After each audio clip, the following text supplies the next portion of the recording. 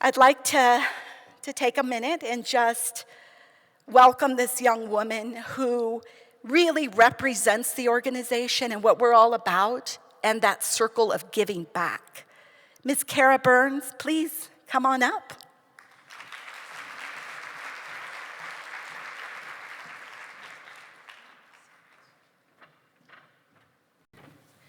Thank you so much, Pep. I'm so honored to be with you today and to talk with you. I'm going to begin with an interesting statistic that I would like for you to think about. Would it surprise you to know that according to the National Center on Drug Abuse, the number of meth addicts who remain sober at least 3 years after treatment hovers around 12%?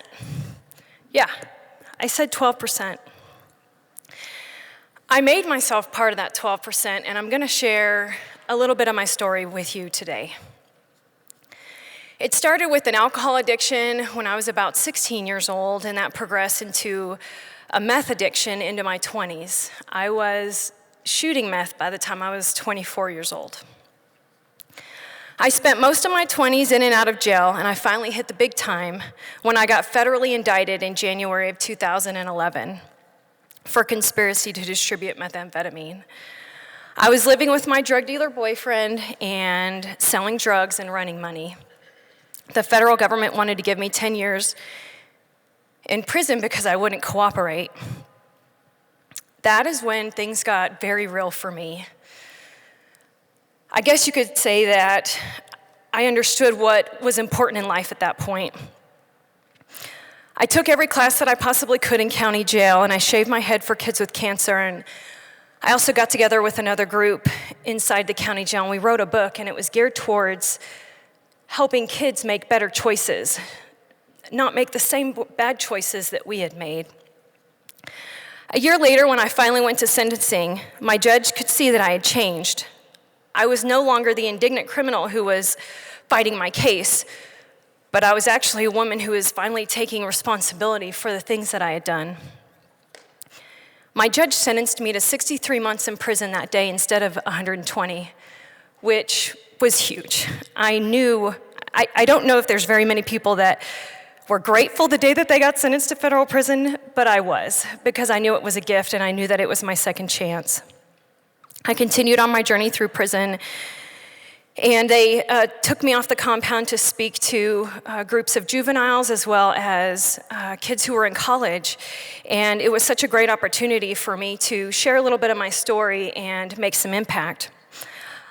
I also completed a 9-month-long drug rehabilitative program while I was in federal prison that definitely changed my life. It helped me learn the skills that I needed to live a life drug and alcohol free. Release came early and fast for me in September of 2013.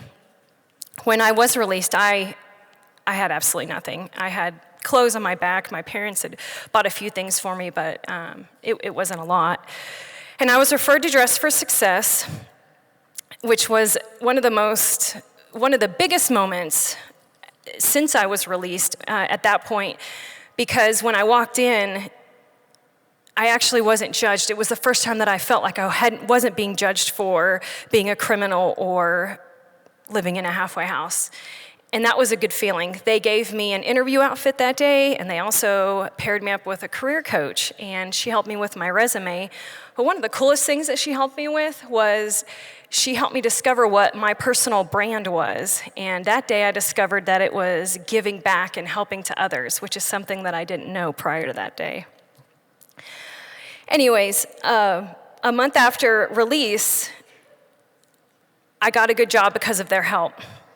It wasn't smooth sailing for me, though. I lived in a halfway house, and the women that I lived with, they were making bad choices. They were coming home drunk most days, and one of them was selling meth. And it was a very pivotal moment in my life of, do I continue on this journey that I've gone my whole life, something that I know well, because I know it, or do I go to the unknown, and do I do something that I have no idea where this road is going, and it's super scary. Well, I took a chance.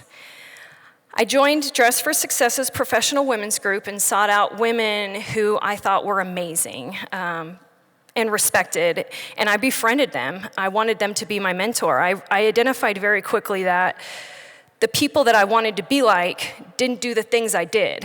And if I wanted to be different, I was gonna have to do something different and be around amazing women.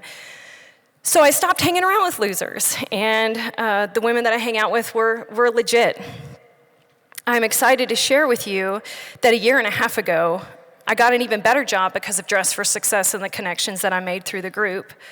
I am now a catering manager and event planner for a local nonprofit culinary job training program and we help women get employed in the food service industry.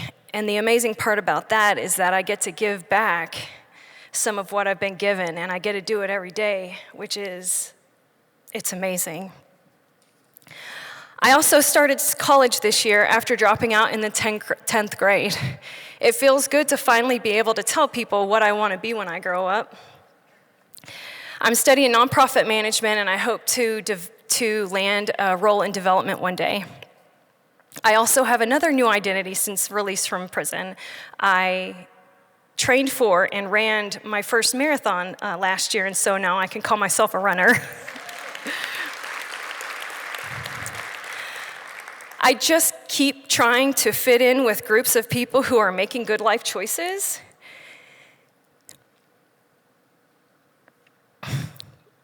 And amazing things just keep happening to me because of that. So today I can stand here and tell you that I am part of that 12% of addicts that make it out and stay clean. And it's because of amazing programs like Dress for Success and the amazing women that have mentored me and been a part of my life and helped me through this journey, because it's been the hardest thing that I've ever done. And I don't know exactly what the future holds for me, but I really know that it's going to be big.